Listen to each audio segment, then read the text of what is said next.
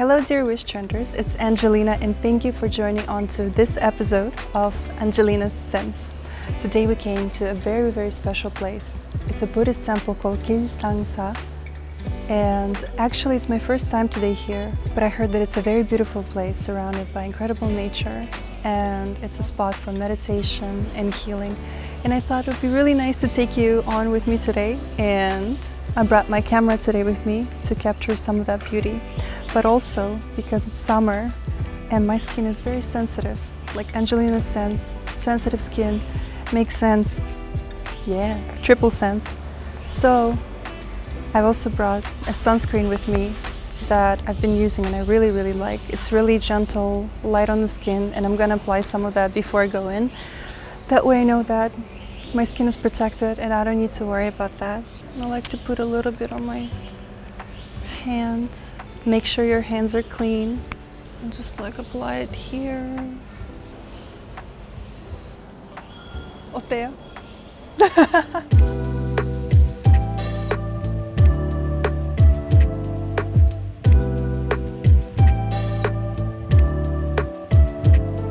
So let's go in.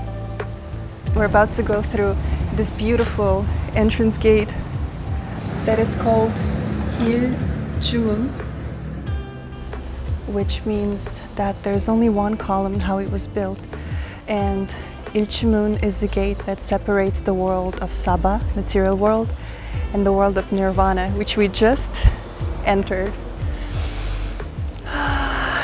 You can feel even the air, the shadows of the trees, the scent, the smell is so different here. And 일심법계 means one world encompassing itself from within. So it is a concept of a non-duality. There's no right or wrong. There's no separation. The universe starts from within and projects on the world outside. So whatever you think inside and how you choose to create your world will completely impact the world that you're experiencing and perceiving. Let's go check it out. I can't wait. Look at that beautiful statue. Oh my god. Nice. Very nice. It is so minimal. Right now in the background, you can hear the prayers, the kido. It is an hour where they do like chanting with song and little drums from what I can hear. So you will hear that on the background as we walk around this beautiful temple. I want to go this way. Somehow the energy, something is telling me to go that way.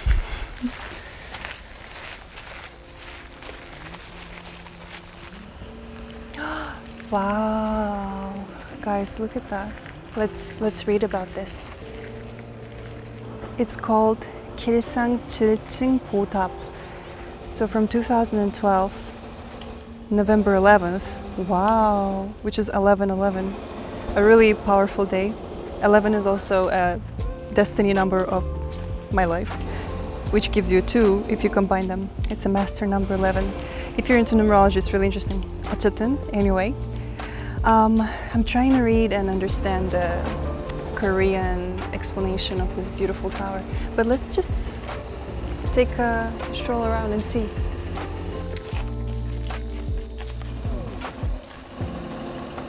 Oh, and these are the paper lanterns that people, they write down a little prayer or something they wish for or ask for, or just something they want to express, like love for their family or friends, or support to someone passing an important exam, or for the health and prosperity.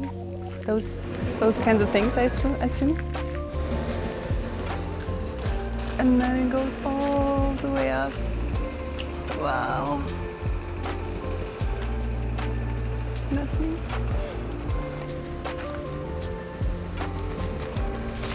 Okay. I usually like to just have my phone around for an instant photograph or a video, which is one of my biggest hobbies, capturing the beauty of this world. But today, since I was going to the special occasion, I decided to bring out the beast, my Fuji X-T3 camera, which I adore. So let's take a look around. We're gonna see a beautiful angle to take this tower photo from.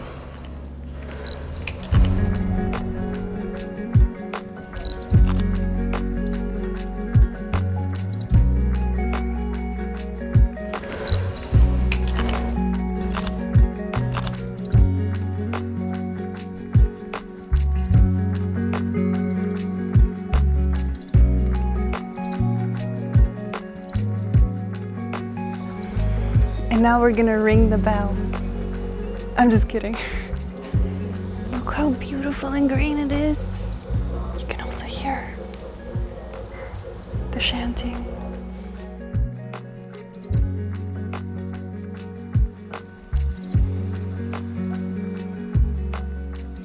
Wow, it's really nice. Just wanna take a photo of that.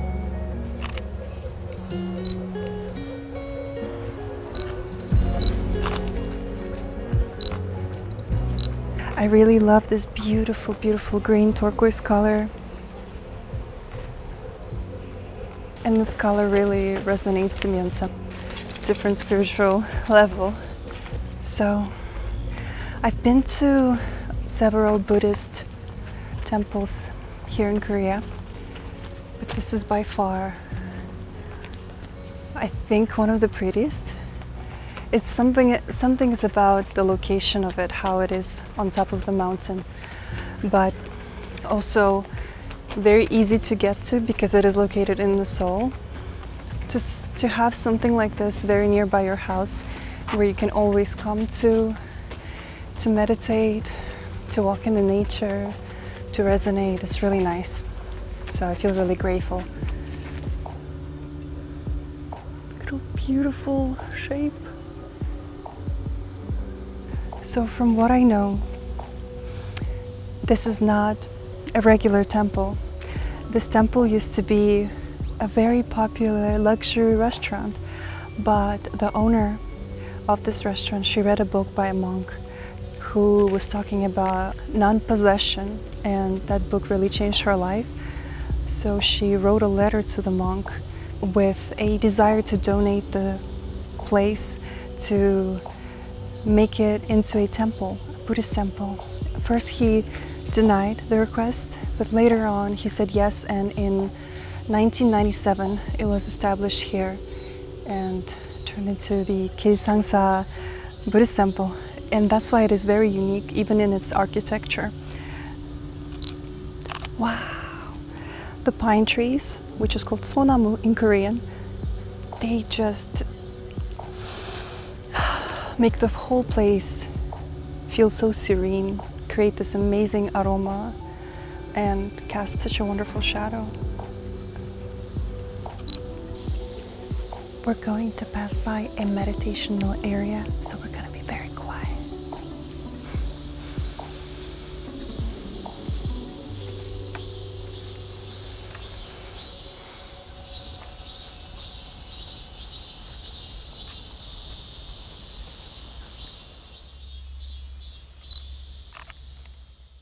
This whole place feels like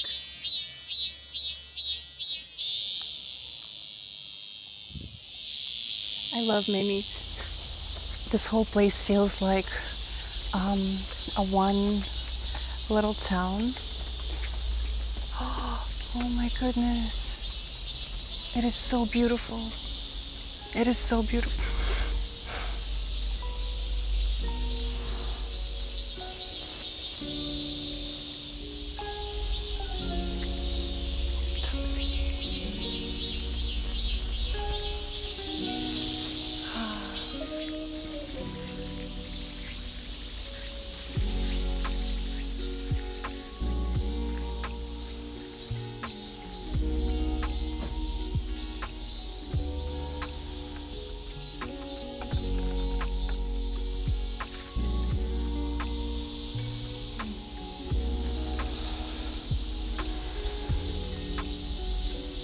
We come into this world of physical matter as tiny cute babies, carrying just our soul and giving a body to take care of. We're going to leave the same way, leaving the body and all things tangible behind. Visiting this temple today seems very special on my journey of awakening. Since I'm experiencing it myself, less is more.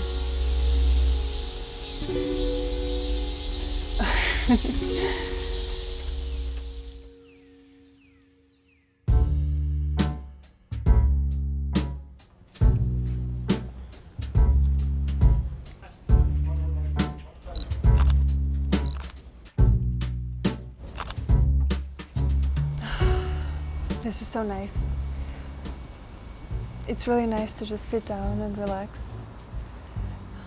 Changshingdong is a working class neighborhood where a lot of people who create garments work with fabric. They produce a lot of fabric and garments still, even now, this day here in Seoul. So it was really nice to just roam around the streets, look inside the houses, little cafes. I find it really romantic, and I just love seeing this life that is so vibrant and people working, caring for what they do. It's really inspiring. And the neighborhood in Russia where I grew up actually was very calm. It was not so far from the city. It was on the northern part of the city, but I grew up right in front of a little forest. So the nature was kind of always in my life, and we had no mountains. It's really flat. So considering this whole neighborhood was sort of carved from a mountain, it's amazing. It's hard to comprehend unless you visit it. It feels like you're being on top of a cloud. You can perceive very far away. The neighborhood is really high altitude, and it's, I think, a very special place. It's really nice. Oh, yes. I always wanted to do this. I want to do a little what's in my bag thing. So we have a wallet, card wallet, a little hairbrush. Really nice. I have a scrunchie. It's really hot. And I have a little pouch. What do I have in my pouch? Let's see. Since it has been summer and been really hot, and I have a pretty sensitive skin, and it is really sensitive to the temperature change, I've been really thinking about how can I calm down and cool down my skin. And the ingredient that kept popping in my mind was chamomile. And chamomile has an anti-inflammatory cooling tendencies when extracted from a flower and put inside of a little bottle. So I want to introduce you to this midnight blue drop that I carry around. It's really handy, just a tiny little bottle, but even a little drop can go a long way, and less is more.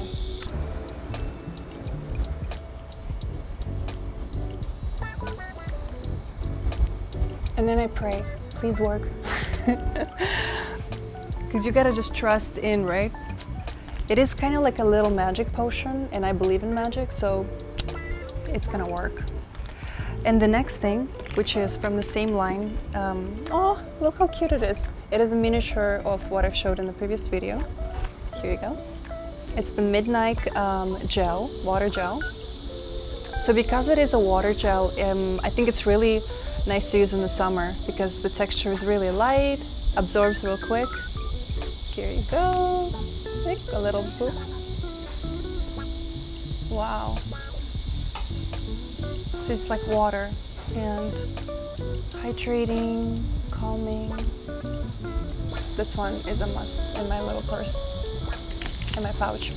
Okay, and last but not least, this is my favorite thing ever, especially in the summer. I just throw it in the bag and carry it around. It's called a Fundamental Eye Awakening Cream. And this is a cream you put around your eye area. It is nice to use in the morning, in the evening, during daytime, anytime you want. Okay, let's go explore more of Changshindong.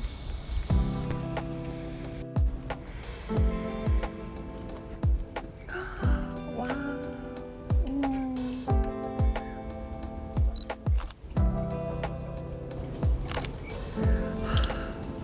I love this kind of neighborhood. If you're in Korea, I highly recommend visiting Haebangcheong. It's in Itaewon. Changshindong, Samcheongdong, and Seongbokdong. Really beautiful neighborhoods. Wow, this is so beautiful. It reminds me of Greece somehow.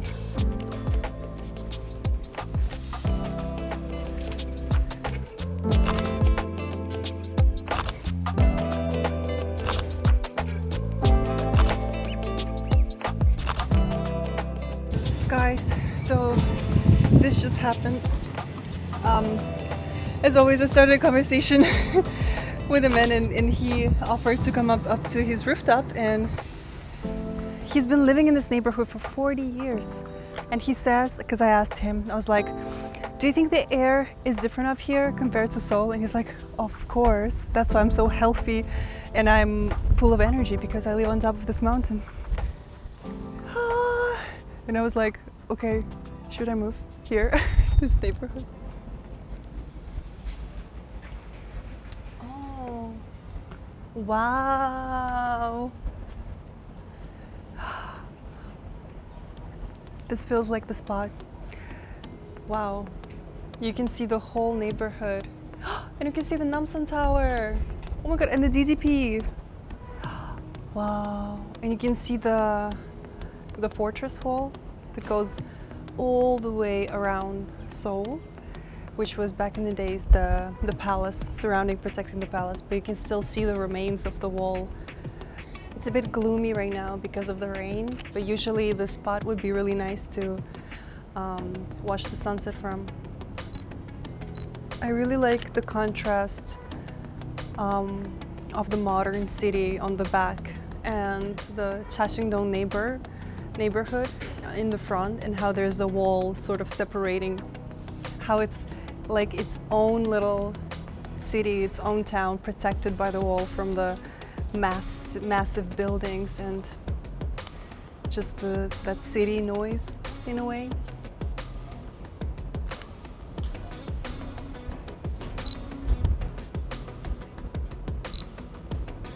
Smile.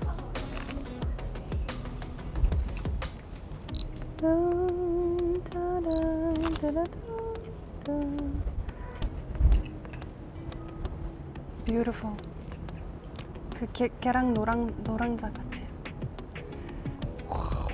Oh my god. Oh my god. I see God. Wow. 이거 어떻게 이거 카메라로 담을 수 없어요. So guys, I really hope you enjoyed spending time with me today and the temple and also this amazing neighborhood. Today I've talked about ways to observe and appreciate the beauty around, and also ways to capture it.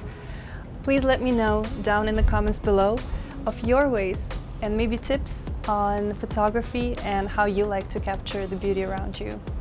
I would really appreciate it, and I'll see you next time. Bye!